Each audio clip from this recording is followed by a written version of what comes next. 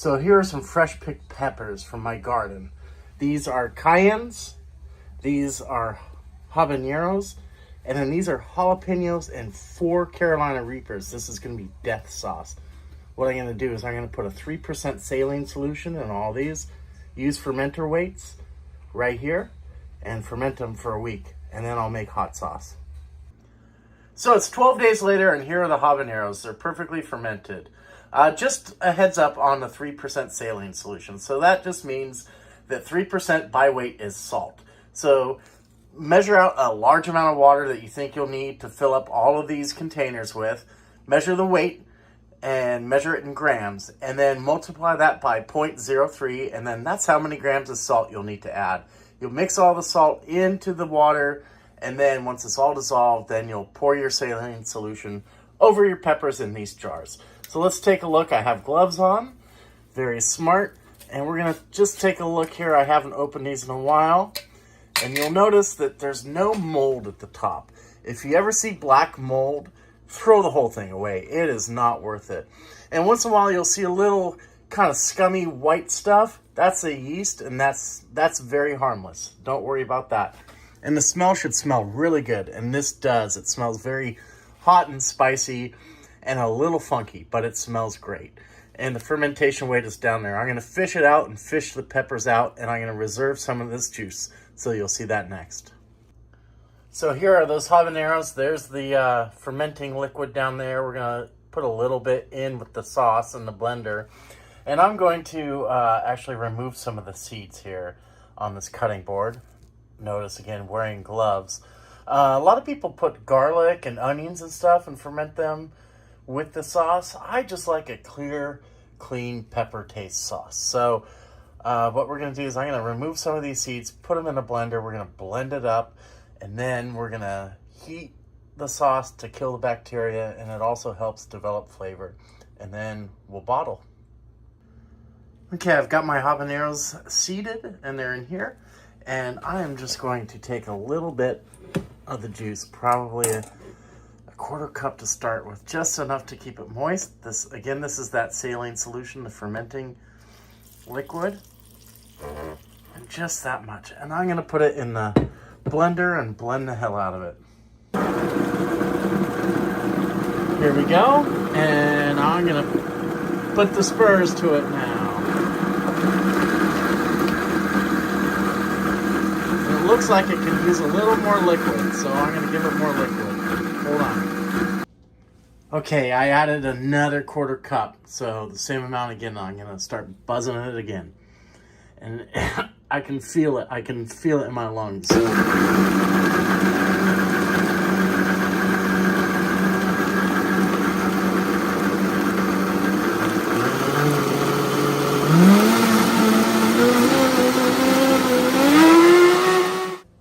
Okay, here it is all buzzed up, and boy, oh boy, I had to leave the room for 5 minutes and run the fan. It's like somebody sprayed mason here. So I'm going to run it through the strainer, and we're going to measure the pH, and then we're going to heat it up to kill the bacteria and to enhance some flavors.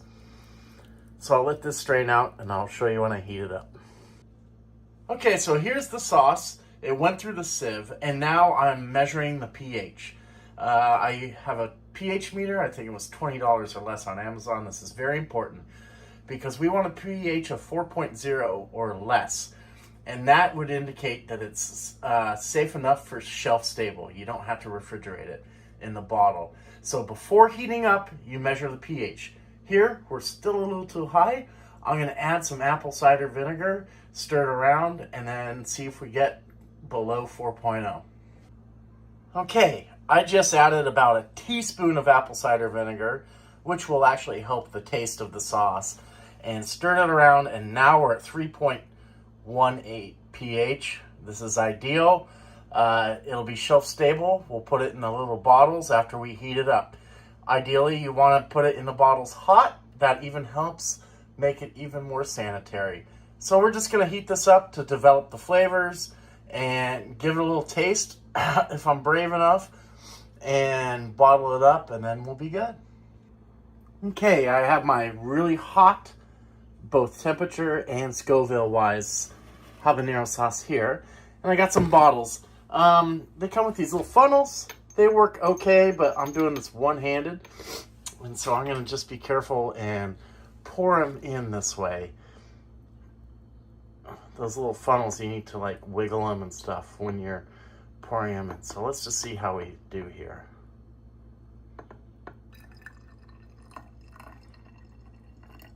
Nice and hot.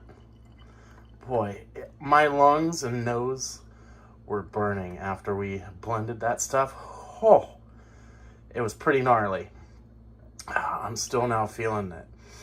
So I got enough for a full bottle here, and then this will be my little fridge bottle. The sauce does taste excellent. It tastes a little funky because it is fermented, lacto-fermented, but it really does have that fruity habanero flavor, and boy, that heat at the back of the tongue is very noticeable. So we'll cap these up here. Got a little, sorry for the camera work. Got a little regulator here. And we'll just cap them up. And now this will be a shelf-stable habanero sauce. And there we have it. We have today's habanero sauce, and last week I made the cayenne sauce. This is a lot like Frank's RedHot sauce, Louisiana style. And then they have these little shrink wrap seals over, and I put the sleeves over and put the blow dryer on them to shrink wrap them, and now they look like nice little bottles of hot sauce that you can share with your friends or keep for the year. And that's how you preserve all your extra peppers. Thanks for watching.